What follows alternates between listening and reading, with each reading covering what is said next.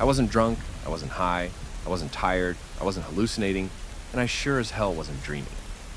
That's what everyone asks when I tell the story. Was I out of it? Was I exhausted? Did I hit my head? I remember everything. I was driving back from my buddy Alex's place. We'd just finished watching the game. Nothing too heavy, just some wings, maybe a beer or two. Nothing that would screw with my senses. It was close to midnight, and I took the back roads home like I always did. I live about 25 minutes outside of town, near the tree line, where things start getting quiet and the stars actually come out. There's this long stretch of road between Bell Creek and my place, where the fog rolls in heavy, like you're driving through soup. That night, it was thick enough to feel like a blanket over the windshield, even with my high beams on. I slowed to maybe 30, trying to stay between the yellow lines, when something moved. Just a flicker, a shadow crossing in front of the car. I hit the brakes so hard I nearly skidded into the ditch, but I didn't feel an impact. Nothing bounced off the hood. No thump, no scream, no animal cry. Just stillness. At first I thought it was a deer. Happens all the time out there. But this wasn't the size of a deer, it was upright. Too fast for me to register any details. Just that it darted in front of me and then disappeared. I sat there gripping the wheel, heart pounding, trying to see through the fog. I cracked the window, listened for rustling or hooves or footsteps. Nothing. Just silence. That's when I noticed it. The windshield. There was a face. Not a reflection. Not a smudge. A full goddamn face. Pressed against the glass from the outside, like someone had slammed into it head first. Eyes wide open, mouth parted slightly. Like it was frozen in shock or terror. It didn't make sense. There was no body on the road, no blood, no crack in the glass. Just the imprint of a man's face, fogging up like breath against the inside of a freezer. I scrambled out of the car, thinking maybe I hit someone and they rolled off into the grass, but there was no one. I checked under the car. Nothing. I walked up and down the shoulder with my phone light. No blood, no clothes, not even a broken branch. The road was empty. Still, I couldn't shake that image, that face. It wasn't just an imprint, it was detailed. I could make out the creases on his forehead, the furrowed brows, the texture of skin. Too detailed, too real. I got back in the car and tried wiping it away with my sleeve, but it didn't smear, didn't fade. It was like it was etched into the glass. After about 10 minutes of sitting there like an idiot, I convinced myself it had to be a trick of the fog and the light. Maybe my mind filled in some blanks. I started driving again, a little faster this time, just wanting to get home. But here's the thing. When I looked up at the windshield again, the face had moved. It wasn't pressed against the glass anymore. It was back a little, like someone was looking at me from the other side of the windshield. From inside the glass. I know how that sounds, I know. But that's what I saw. I nearly veered off the road. I even screamed, I'm not ashamed to admit that. It was instinct, pure terror. I slammed the brakes again, threw open the door, and jumped out. I stared at the windshield from the outside. Nothing, just the car, just fog. But when I got back in, there he was, watching me. No expression, just watching. This time I didn't stop. I drove all the way home, white-knuckling the wheel, staring straight ahead and refusing to look at him again. Every stop sign, every turn, I felt him there. Not moving, not speaking, just existing, inside the windshield. I pulled into my driveway and sat there for a long time, engine idling, headlights cutting across my garage door. Slowly I looked up. Gone. No face, no imprint, no breath mark. Nothing. I let out this stupid, shaky laugh. I think I even said out loud, "What the hell's wrong with me?" I went inside, locked the doors, checked every window like I was in some slasher movie. My dog, Milo, wouldn't come near me. He just sat in the hallway, ears flat, tail between his legs, staring at the front door like something was waiting out there. I slept like crap that night. Every creak of the floorboards made me flinch. Every gust of wind outside made me think someone was tapping on the glass. I woke up early, didn't even shower, just ran outside to check the car. And there it was, the face, back again. Same expression, same place, but this time, just a little closer. Not pressed to the glass, not watching from inside. Closer. I drove straight to the gas station to wash it, hoping it was just some kind of oil, weird fog stain, but nothing got it off. Not water, not Windex, not a razor blade. People stared as they walked by my car, but no one said anything. I even asked the clerk, "Do you see anything on my windshield?" He just looked at me like I was crazy and shook his head. That's when I realized I was the only one who could see it. I tried to convince myself it was a stress-induced hallucination. I even scheduled a therapist appointment. But by then it didn't matter, because that night I saw something worse. I was brushing my teeth before bed, avoiding the bathroom mirror like it owed me money, when I heard it. A faint, hollow tap. Not from the front door, not from the windows, from the garage. I froze. My heart was hammering so hard I felt it in my throat. I crept down the hallway, every board under my feet sounding like a gunshot. I stood by the garage door and listened. Silence. Then, tap, tap, tap. 3 slow knocks. I threw the door open. The garage was pitch black. I reached for the light switch. Click. The overhead lights buzzed on. Nothing. No one. But my car was different. The face was still there, but this time, it wasn't in the windshield. It was in the rearview mirror. And it was smiling. You ever have that feeling where your stomach drops before your brain can process why? Like your body knows something your mind doesn't? That's what happened when I saw him in the rearview mirror.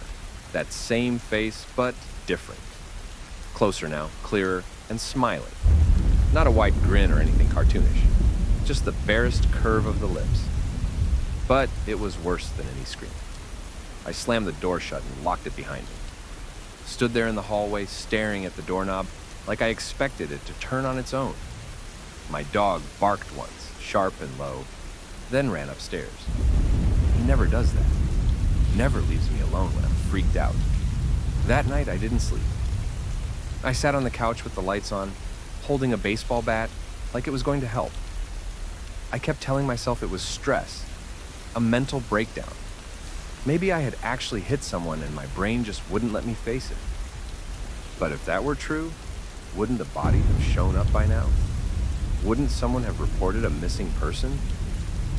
The next morning, I called out of work and drove straight to a detail shop. Told them to replace the entire windshield. I didn't give a reason, just handed over my credit card and said, "Make it gone." A couple hours later, I picked it up.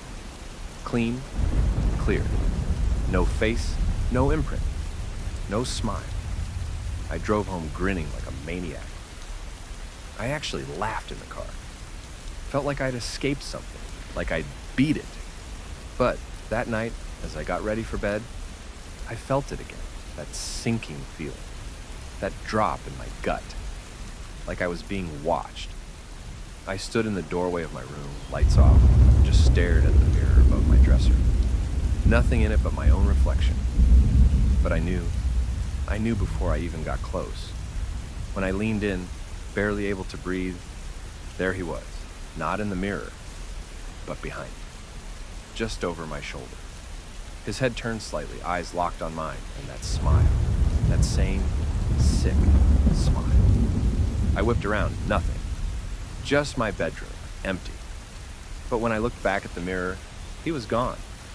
I didn't sleep that night either. I left every light on, put a chair under the doorknob like I was in some motel horror movie. The next day, I drove to a priest. I'm not religious, never have been. But I remembered this tiny church from when I was a kid, St. Jude's. The guy didn't ask many questions, just gave me a confused look when I told him I thought something was attached to me. He gave me some holy water and a little wooden crucifix and told me to pray. I felt like a lunatic, but I did it anyway. I sprayed the holy water on my windshield, hung the crucifix from the mirror. I even slept with it under my pillow like a terrified child. For 2 days, it seemed like it worked. No face, no mirror trick, no knocking in the garage. I started to feel like maybe it really was in my head all along. Maybe I was just burned out. I even went back to work, tried to pretend I was normal again, but then I saw it. I was sitting in traffic on the way home. just minding my own business, when I caught a glimpse of something in the rear view. Not in my car, in the car behind me. A black SUV. Tinted windows. Except the driver's side window was down just enough, and behind the wheel was that face. Same eyes, same expression. But now, he was following me. I changed lanes, so did he. I exited the highway. He stayed behind me. I went through a red light. He stopped, but only long enough to avoid suspicion. Then, he kept coming. I circled the block 3 times. Same distance behind me every time. I pulled into a grocery store parking lot and got out of the car. The SUV didn't follow, just passed by slowly. No license plate, no driver, just the face behind the glass, watching me. I went inside, shaking, pretending to shop. I waited there over an hour. When I came out, the SUV was gone. I drove home like I was being hunted. I didn't even pull into the garage. I parked 2 blocks away and walked just to throw him off. And that night, I did something I never thought I'd do. I looked through my old photo albums, the printed ones, just in case. I don't know why. I guess I thought maybe he'd been there before, like maybe I'd seen him somewhere else.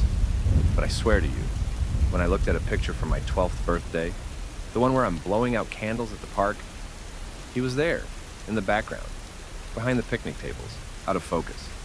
But it was him, standing by the trees, half hidden in shadow. Same face, same goddamn smile. I tore the photo in half and burned it in the sink. Didn't care if I sounded insane, I just knew he wasn't new.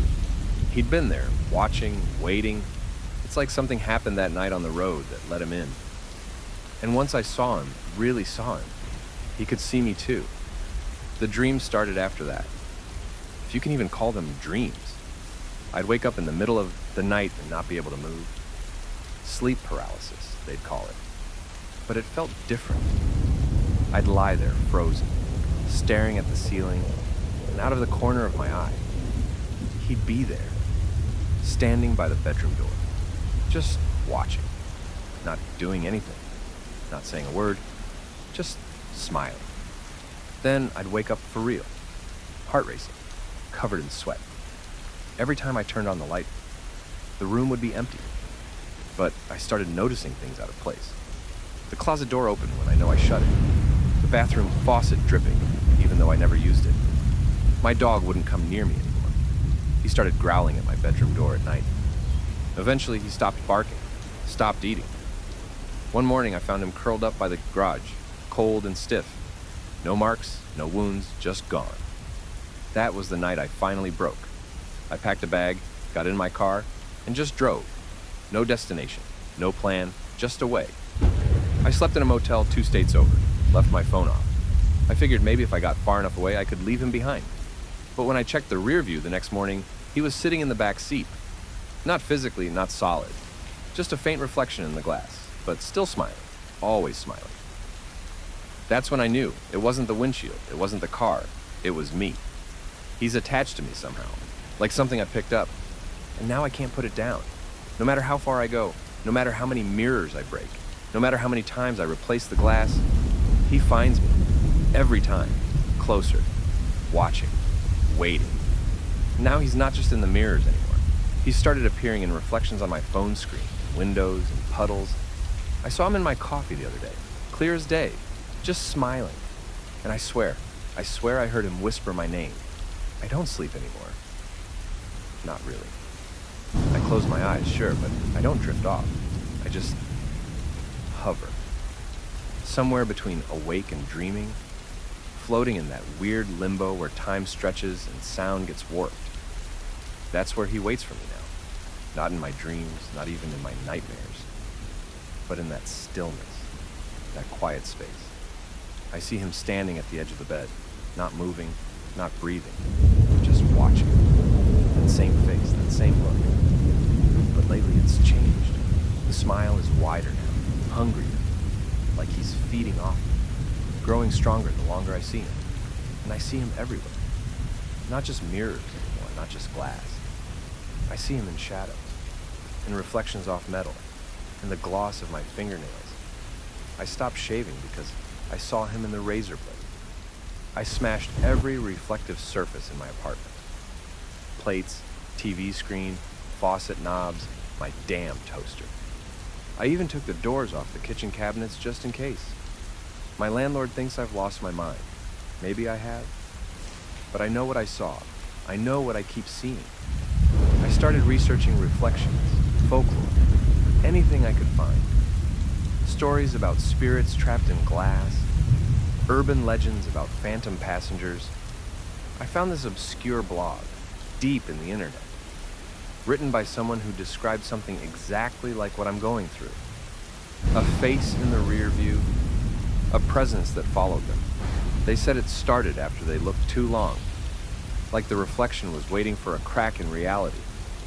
An open door, an invitation. They never updated the blog. Last post was 6 years ago, just stopped, like they vanished. That's when I realized I'm not the first, and I won't be the last. I tried everything. Salt lines, sage. I even had a psychic come over. She walked into my apartment and immediately turned around, said, "There's someone already here." She didn't charge me, she just left. Told me to never look directly into his eyes again. But I did, I do, because he wants me to. He wants to be seen. That's how he gets in. I started wearing sunglasses indoors. Black out every screen. Haven't looked at my phone in days, but it doesn't matter. He's already in. And now, he's speaking. It's quiet at first. A whisper, like wind through a cracked window. Sometimes I hear it in the bathroom drain. Sometimes in the hum of the fridge. Just a few words. Let me see you. Over and over. Let me see you. And I think I know what that means. I think it's not just about me looking at him. It's about him looking through me, taking my place, becoming me. I caught my reflection moving once, just for a second. I turned my head left. He turned his head right. Our eyes locked. And I knew that wasn't me anymore. It was him wearing my shape, practicing. I started filming myself while I sleep. I set up an old camcorder. No screens, no playback. Just analog. After the third night, I found the tape halfway ejected, like something had tried to remove it. I played it back on a friend's old VCR. It's all normal for the first hour or so. Just me tossing and turning. Then, around 3:16 a.m., I sit up. Except, I don't remember doing that. I just sit there, staring straight ahead, breathing steady, and then my mouth starts moving. But there's no sound, just the shape of words. Let me see you. Then I lie back down, perfectly still. I watched that tape 5 times before I burned it. I couldn't bear the thought of what I was becoming. Because that's what this is, right? Possession, invasion, or maybe replacement. I think he's hollowed me out. A little more each night, like he's wearing me like a costume. Sometimes people don't recognize me at work. My coworker Jenna said I look different lately. My neighbor asked if I had a brother visiting. I look in the mirror and the face looking back at me. It's me, but it's not. The eyes are too dark. The smile's too wide. My own face feels like a mask now, and it's slipping. I've started forgetting things. Whole hours go missing. I wake up in places I didn't drive to. Found my car parked outside a rest stop, 3 towns away. No memory of getting there. No receipts, no gas stops. Just there. And the worst part, there are photos on my phone I didn't take. Pictures of me sleeping. Pictures of me brushing my teeth. Pictures of me staring into the mirror. He's using my hands. Using my life. I saw a final therapist, told her everything, didn't hold anything back. She nodded a lot, took notes, then asked, "Do you ever feel like the reflection is more real than you are?" I laughed. Then I cried. Then I asked if she saw him too. She didn't answer, just handed me a mirror and told me to look. And I did. And he was there, standing behind me, wearing her face, smiling. I don't go outside anymore. People are starting to notice. The way I move, the way I talk. Like I'm too smooth, like I'm rehearsed. Because sometimes it's not me talking, it's him. I'll start saying something and the words come out wrong. Too deep, too calm. I heard myself tell my sister, "You look just like you did in the accident." But we've never been in an accident. Not together. She didn't even catch it, just froze for a second and kept talking. Like her brain refused to process it. That's what he does. Slips into the cracks, replaces one moment at a time. One sentence, one movement.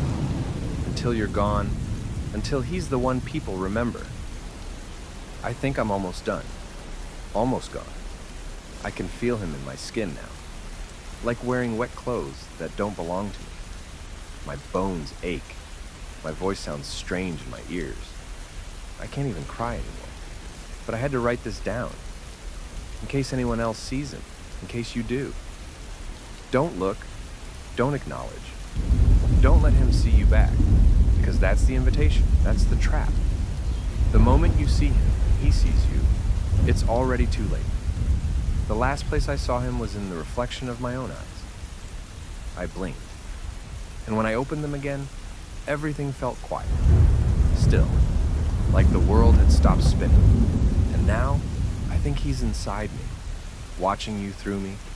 Smiling. If you enjoyed this video, make sure to subscribe for more horror tales. I grew up in a town nobody remembers. And maybe that's the point. Because we were never supposed to be remembered. The town wasn't even on maps past 1975. Just a smear of green where our streets and homes should have been. But I can tell you exactly where it was because it's still there. Hidden under something you'll never see unless it wants you to. An orchard that doesn't belong to the world you and I live in. It belongs to something else. Something patient. Something that eats years the way you and I eat fruit. And I know that because it took mine, it took my mother's, it took nearly everyone's. But somehow I'm still here. Stuck at 27, even though I should be 70 by now. And no matter how many mirrors I stare into, I can't explain why my skin hasn't aged. Only my memory has, stretched thin and rotted at the edges, filled with holes I can never patch. And all those holes point back to the orchard. Always the orchard. Rows upon rows of trees planted long before any of us were born. Their branches twisting into shapes that almost looked like arms. Their roots breaking through basements and sewers, crawling into our homes until everyone in town swore they could hear them moving at night, whispering, groaning, like the whole place was alive and hungry. The strangest part was the fruit, because it wasn't apples or pears or anything you'd recognize. It looked different depending on who was looking. To some kids, they looked like bright red apples. To others, they looked like pale pears. To me, they were always glassy orbs that shimmered like oil. Hard to the touch, humming faintly when you pressed your ear against them. And the first time I bit into one, I lost 3 years. I didn't know it at the time. I thought I'd just taken a nap in the orchard, a nap that lasted a couple hours. But when I got home, my mother was crying. My little sister was taller than me. My bed sheets had been changed. And everyone kept asking where I'd been for 3 years. I laughed at first, thought it was a prank. But when I looked in the mirror, nothing about me had changed. Not my hair, not my teeth, not the scar on my arm from climbing the fence at school. And that's when I realized the orchard hadn't let me sleep. It had swallowed the time inside me, like siphoning water from a glass. The years gone, but the body untouched. And that wasn't the worst part. The worst part came later when more kids started eating the fruit. Some lost days, some lost decades. One girl disappeared for 50 years, only to come back screaming, clawing at her own face. Because she hadn't just lost time, she'd lived it. Trapped somewhere she couldn't explain, somewhere where the sky was wrong, the ground pulsed like skin. She kept whispering about the mouth, about rows of teeth behind the trees, but nobody listened until she died, aged into dust overnight. I think that was the orchard's warning, its way of telling us we weren't supposed to steal back what it devoured. And now I understand the truth. The orchard doesn't just eat time, it trades it, uses it, repurposes it into something we never see until it's too late. And I think I finally started to see what it's building with all the years it's stolen. Because lately, when I stand at the edge of the rows, if I stare long enough, the branches start arranging themselves into shapes I almost recognize, silhouettes of people. Their mouths open in silent screams, their arms stretched wide as though begging me to run. And sometimes, when I blink, they're closer, row after row of figures made of bark and bone, frozen mid-movement. And I think they're not trees at all. I think they're us, every one of us who's ever eaten the fruit, planted back into the soil, grown tall and waiting for the next season, the next harvest. And the orchard is patient. It can wait forever, but I can't. Because the fruit is calling me again. I can hear the low hum through my walls at night. And every time I close my eyes, I wake up with a seed in my mouth, wet and pulsing, like it's daring me to swallow. After the first time it took my years, I swore I'd never go back. But you can't avoid something that's already inside you, and the orchard doesn't let go once it's chosen you. That much I learned quickly. It followed me home in ways I didn't understand. It started with the seeds, tiny hard things I'd find under my tongue every morning, bitter and sharp, spitting them out into the sink, only to find more the next day. My mother never believed me. She thought I was hiding something, sneaking off, maybe drinking or stealing. But I knew she saw the orchard in her dreams too, because I'd hear her whispering at night, mumbling to someone, begging for something back. The walls in our house felt thinner after that, like every sound carried through them, and most nights I could hear branches scratching on the roof, even though there were no trees near enough to touch it.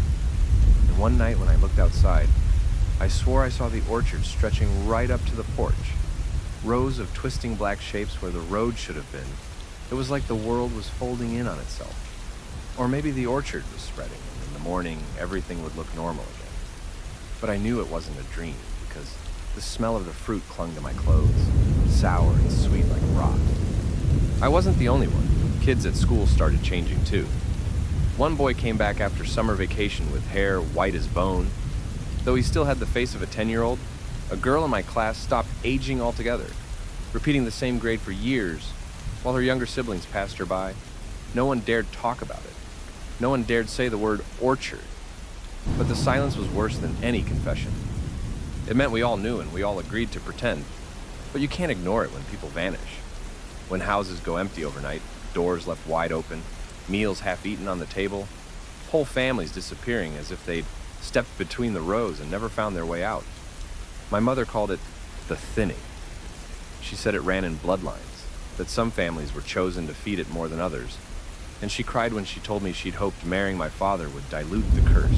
But blood is stubborn, it remembers. It returns to the soil it came from.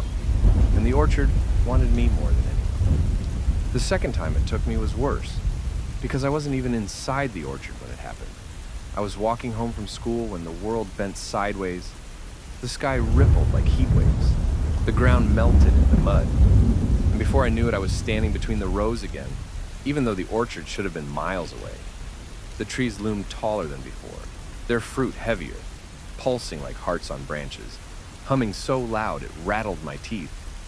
And when I tried to turn around, the rows shifted, stretching endlessly in every direction. I knew then that you didn't enter the orchard, it entered you. It unfolded inside your life until every road led back to it. I tried not to touch the fruit, I really did. But the hum grew stronger until it was inside my skull, vibrating behind my eyes, and I blacked out. When I woke, I was lying on the floor of my bedroom, my clock blinking in error code, and outside the window it was snowing, even though it had been August just hours before. I ran downstairs to find my mother older, her hair streaked with gray, her hands trembling as she reached for me. She whispered my name like she didn't believe I was real, and I realized it had happened again. This time it wasn't years, it was decades. 27 years gone in a blink. My little sister had children of her own now. Her kids looked older than me, and yet my face was the same, my skin the same. The orchard had cheated me again, and all I could do was collapse and scream into the carpet. People say grief is heavy, but this was different. It was weightless. Like I had nothing left to hold on to, like time itself had been scooped out of me. Me, leaving a hollow thing where a life should have been. And that's when I saw him for the first time, at the edge of the orchard. A figure too tall, his head brushing the branches, his arms long and crooked, his body woven from bark and shadows. He stood perfectly still, but his face, or what should have been his face, wasn't there. It was a hole, a black hollow pulling everything toward it. The branches bent in his direction as if bowing, and I swear the fruit pulsed in rhythm with his breathing. I couldn't move, couldn't blink, until he lifted one hand and pointed at me, just once, and then everything snapped back. I was in my room again, the snow gone, the clock still blinking, but the seed under my tongue that night was warm, alive, squirming like it had veins of its own. And when I spat it into the sink, I swear I heard it whisper my name. I thought maybe if I ignored it long enough, it would go away. That if I stopped saying its name and stopped thinking about the rows, I could stitch my life back together. But you can't escape something that grows inside you. And that's what the orchard does. It doesn't just exist out there beyond the hills. It crawls into your blood. It curls its roots into your dreams until you can't tell where you end and it begins. And even though I tried to pretend, even though I tried to keep my head down and walk straight home every day, the orchard found me anyway. Little pieces of it seeping through the cracks of my world. Shadows of branches stretching across my walls when no trees stood nearby. The taste of fruit in my mouth when I hadn't eaten anything all day. And sometimes worse than all of it, voices that weren't quite voices, more like the sound of leaves whispering against one another, echoing inside my chest until I couldn't tell if I was breathing or if something else was. My mother had gotten sick by then. Old age had chewed her down to something fragile and small, though it hadn't been that long for me, not really. Not when the orchard kept stealing the years. She told me she'd seen him too. The faceless figure, the thing that stood at the edge of the rows with arms like crooked branches and a body that bent the air around it. She said she first saw him when she was a little girl, and he never left. He always waited, always pointed. She told me that once he pointed, he never stopped. No matter how far you ran, you could go across the country, across the ocean, and he'd still be there, standing at the tree line, waiting, his finger leveled at you like a curse. And she cried when she admitted she'd seen him outside our house too, standing in the yard in the rain, staring at my window while I slept. She said she prayed every night, but prayer only makes it worse. The orchard doesn't answer to God. It doesn't answer to anything. It just feeds. I tried to fight it in my own way. I dug into old records, newspapers, things most people in town didn't want to talk about, because everyone knew but no one dared speak. I found stories of families vanishing, of people aging overnight, of strangers wandering into town with no memory of who they were, sometimes speaking in words that didn't exist anymore. Old dialects, dead languages. One article from the 50s described a boy who stumbled out of the orchard barefoot, carrying a fruit in his hands, his hair white, his eyes black like the seeds. He swore it had only been an afternoon, but by the time they compared his fingerprints to old school files, 50 years had passed, his parents were dead, his siblings had grandchildren older than him. They locked him away in a hospital, but the orchard followed him inside, branches bursting through the tiles, fruit rotting on the floors, nurses whispering in their sleep until their mouths bled seeds. And within a month, the boy was gone again, pulled back between the rows, not a trace left except the smell of soil. The deeper I dug, the more it tangled around me. Sometimes I'd lose whole hours. Without realizing, I'd blink and the sun would have shifted halfway across the sky. My hands stained with dirt I couldn't explain. And one evening I woke to find myself standing barefoot on the highway miles outside of town, staring into the dark horizon, and in the distance I could hear the hum of the fruit again, low and steady like a heartbeat. I knew then that it was only a matter of time before it pulled me back, and I started to wonder if maybe it already had, if maybe all of this was just another row in the orchard, and I hadn't even noticed the shift, like maybe my whole life was just me wandering between trees I couldn't see. It wasn't until the night my mother died that I realized the orchard takes more than time. It takes people too. Not just their years, but their flesh, their voices, their souls. I found her in her bed, her body shriveled like she'd been drained, her mouth filled with seeds, dozens of them spilling onto the pillow, and her eyes were missing, two dark hollows that wept soil instead of tears. and when I reached for her hand, it crumbled into ash, scattering across the sheets like dust. I wanted to scream, but the orchard had stolen even that from me. The sound caught in my throat, my jaw locked, and when I looked up, I saw him again, standing in the doorway, taller than before, bent at the ceiling, his arms stretched forward, pointing at me, always pointing, his faceless head tilting just slightly, as if listening to the silence of my grief. And in the reflection of the window behind him, I could see the rose, endless and waiting, swaying gently as though breathing.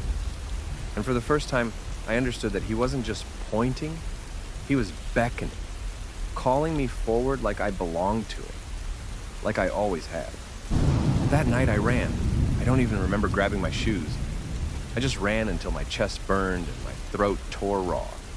I ran until the houses thinned and the road bled into dirt, until the night closed around me and the orchard rose up on either side, rows upon rows swallowing the stars.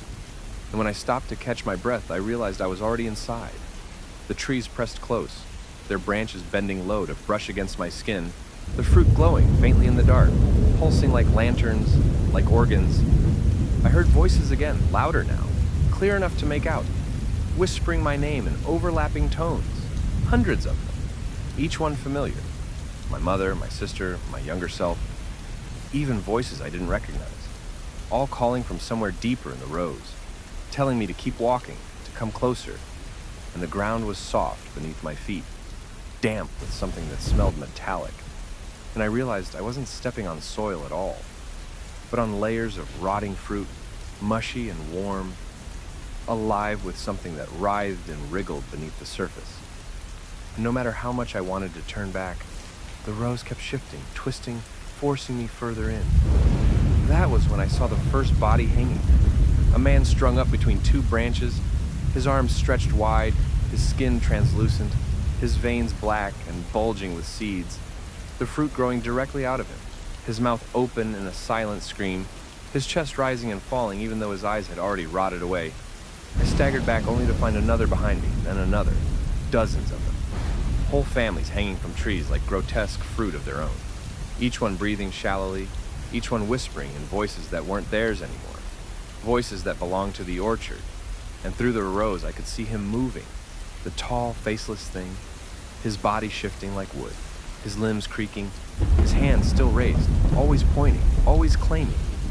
And I realized with horror that maybe all of them had thought they could escape too, that maybe this orchard wasn't just a place but a trap, and all of us were just part of its harvest, waiting to ripen. I don't know how long I walked. I don't even know if walking is the right word anymore, because the rows moved under me. They carried me the way a river carries a body. I'd try to step back and the path would twist, pulling me deeper no matter which way I turned, and the more I struggled, the more the orchard seemed to notice, the branches closing in overhead, until the sky was nothing but a memory, and the whispers grew louder, clearer, not just my name anymore, but whole sentences, promises, warnings, threats, all tumbling over one another in a language that was almost mine, but bent, wrong, like someone had taken English, cracked it down the middle so the words leaked rot. Some of the voices begged me to stop, others begged me to keep going, and in the middle of them all there was one steady voice, deep and hollow, speaking without sound, a voice I felt in the bones of my skull, and it kept repeating the same phrase, "You are late, you are late, you are late." The fruit glowed brighter the deeper I went, each one pulsing in time with that phrase, with the rhythm of a clock that wasn't ticking but beating. And I realized the orchard didn't measure time the way we did. It measured it in blood, in breath, in years, stolen and traded like currency. When I touched one of the fruits, God help me, I couldn't stop myself. I felt every age at once, childhood and old age, layered like thin sheets of glass, shattering all at once until I didn't know if I was 10 years old or 70. My hands trembling and smooth all at once, my voice breaking like a boy's and rasping like a dying man's. I dropped the fruit and it split open against the ground, spilling not juice but a flood of black seeds that crawled like insects, burying themselves into the soil. And I realized that's all we were to the orchard, not people, not souls, just seeds waiting to be broken open. waiting to sprout into something it could use. I kept moving, I don't know if by choice or because choice was already gone, and the hanging bodies thinned out until the trees themselves began to look wrong, their barks splitting in patterns that looked like faces, faces I knew, my mother, my sister, my own reflection staring back at me from the grain, all of them whispering in unison now, whispering about how long they'd been waiting, about how late I was, about how the orchard had chosen me long before I was born. That's when I saw him again, the tall figure, not standing still this time, but walking between the rows, slow and deliberate, each step bending the trees toward him, his fingers still leveled at me, pointing even as he moved, his faceless head tilted in curiosity, like he was studying something fragile, something stupid. And when he reached a clearing, I realized what he was pointing to wasn't me at all. It was the ground. In the middle of the clearing, the soil wasn't black, it was white, pale and smooth like bone. And when I looked closer, I realized it wasn't soil at all, but a mass of skulls, thousands of them, half buried and packed so tightly they formed a floor, their hollow sockets staring upward in silent worship. And from the center of that field grew a single tree taller than all the rest, its branches stretching endlessly, its trunk pulsing as though alive, its roots breaking the skulls beneath it like brittle shells. The fruit hanging from it was unlike the others. It didn't glow faintly, but burned, each orb a miniature sun, each one humming with such force the air around them shimmered. I didn't want to go closer, but my legs betrayed me, carrying me forward, stepping across those skulls, hearing them crack and shift beneath my weight. And as I drew near, the tree's roots began to twitch, slithering across the surface until one of them coiled around my ankle. It wasn't like being grabbed by a hand, it was like being claimed by something older than hands, older than people. And as it tightened, I felt my pulse sinking with it, my heart no longer beating for me, but for the tree, every thud echoing through its roots, through its branches, until I wasn't sure if my blood belonged to me anymore. The figure stood across the clearing, pointing still, but I understood now that he wasn't pointing to the ground or the tree. He was pointing to me, to the place where I was supposed to stand, the place I had always been meant to stand. And when I looked up at the burning fruit, I saw faces inside them, pressed against the skin, screaming silently, dozens, hundreds, maybe thousands. And one of them was my mother, her hollow eyes begging, her mouth opening wider and wider until it split the fruit and seeds spilled down like rain. I screamed then, or I think I did, though it didn't sound like me anymore. It sounded like the orchard itself, screaming through me, and the trees all around answered, their branches thrashing, their fruit trembling, and the skulls beneath me cracked open to reveal more seeds, endless seeds, spilling into the earth, burrowing deep. The faceless figure finally lowered his hand, and when he did, the great tree bent down, its branches curling around me like ribs, closing me in, and one of the burning fruits swung low enough to brush against my lips. I didn't want it, I swear I didn't, but the root around my ankle forced me upward, bent my head back, and the fruit split open against my mouth. It wasn't juice inside, it was years, raw and burning, flooding my throat, choking me. Every second I'd ever lived played backward and forward at once until I could see every mistake, every breath, every shadow of myself multiplied into infinity. And as it poured into me, I realized the orchard wasn't just eating time. It was replacing it, rewriting it, threading me into its rows like another branch, another piece of its endless cycle. My body stretched, my skin cracked, bark blooming from my veins, my bones groaning as roots pushed through them, anchoring me to the skulls below. I wasn't screaming anymore, I couldn't. My mouth was full of seeds, spilling down my chest, sprouting where they landed, and through the blur of pain and fire, I saw the truth. The orchard wasn't a place. It wasn't even the trees. The orchard was us. Every person it ever took, every year it ever stole, it wove them all into itself until nothing existed outside of it anymore. Not really, just endless rows of lives growing, rotting, feeding the next. The faceless figure wasn't its master. He was its shadow, its reflection. Maybe even just another piece of fruit pointing the way. And now I was part of it too. My mother, my sister, every voice I'd ever heard. They hadn't been calling for help, they'd been calling me home. I don't know if you can hear me still or if this voice is just another echo.